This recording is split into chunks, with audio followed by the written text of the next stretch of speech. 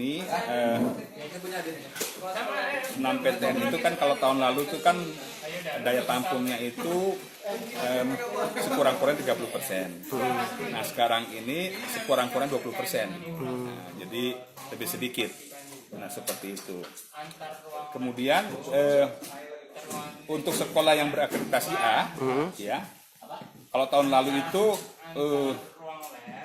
bisa 50% terbaik, tapi tahun ini 40% terbaik. Jadi itu kecil lagi, lebih sedikit lagi.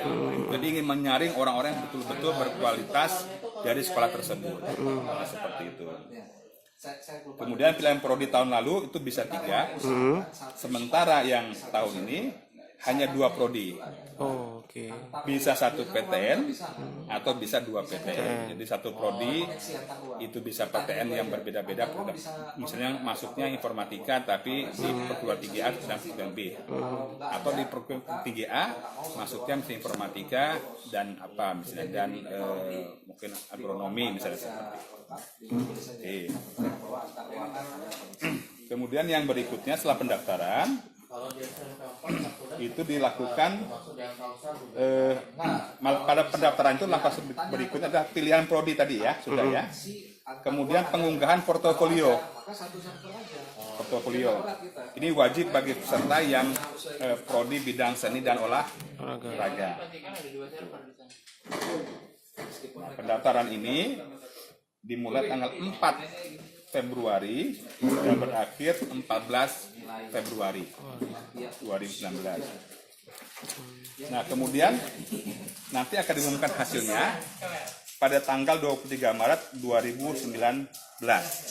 Nah, hanya yang berbeda di sini kalau dia sudah diterima nanti ketika diumumkan pada tanggal 23 Maret tersebut, dia tidak bisa lagi mendaftar SBMPTN. Oh, jadi tutup Pak ya? Otomatis. Oh, oke.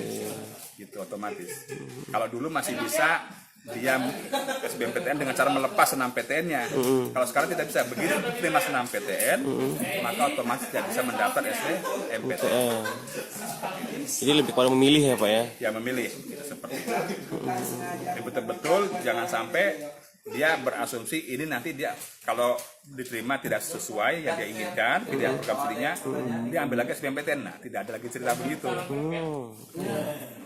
Kan itu tadi tidak bisa lagi mendaftar untuk SBMPTN. Kesempatan murid yang lainnya Pak mungkin. Betul ya. Seperti itu.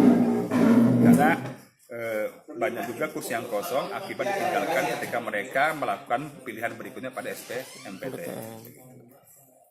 Jadi kepada calon peserta seperti apa nih Pak dari kita Pak himbauannya? Jadi pada calon peserta mereka memilih program studi yang mereka betul-betul minati pada perguruan tinggi yang mereka memang inginkan gitu.